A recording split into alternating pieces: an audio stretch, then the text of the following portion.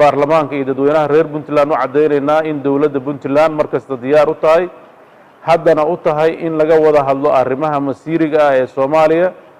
laakiin madaxda dawladda federaalka ah ay tahay cid diidan in wada xaajoodkaas la galo isfaham laga gaaro arrimaha cakiran mudanayaal iyo marwooyin waxaan la wada soconnaa in dawladda federaalka ah ay ku fashilantay inay guulo laga gaaro lagana heshiiyo nidaam doorasho dhammaystir dastuur awood qaybsi khayraad qaybsi nidaamka maamul maaliyadeed nidaamka garsoor iyo maqaamka caasimadda oo dhammaantood aasaasi u ah hirgelinta nidaamka federaaleynta waddanka intii aan xilka la wareegay waxaa dhacay hal kulan oo isugu yimaadeen madaxda dawladda federaalka iyo dawladda xubnaha ka ah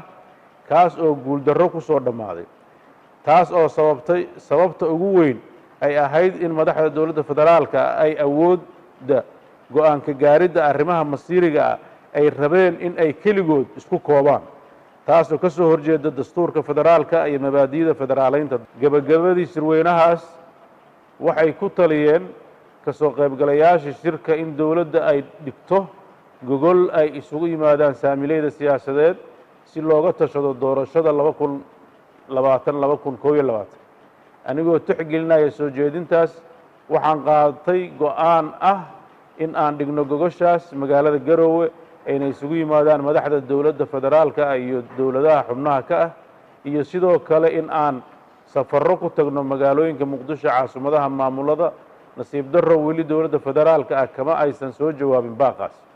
sidoo kale waxa uu madaxweynuhu qaadacay wada hadallada Djibouti uga socda Somaliland iyo dawladda federaalka Soomaaliya waxaana uu yiri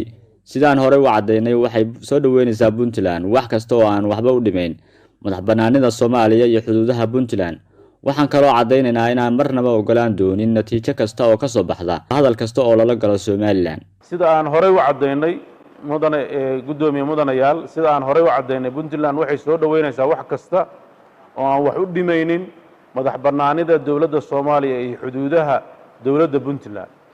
waxaan cadeynaynaa in aan marno ogolaan doonin natiijo ka soo baxda wada hadal kasta oo lala galo maamulka Somaliland ee Puntland aysan qayb ka ahayn Puntland waxaa kala dhaxeeya maamulka Somaliland khilaaf dhuleed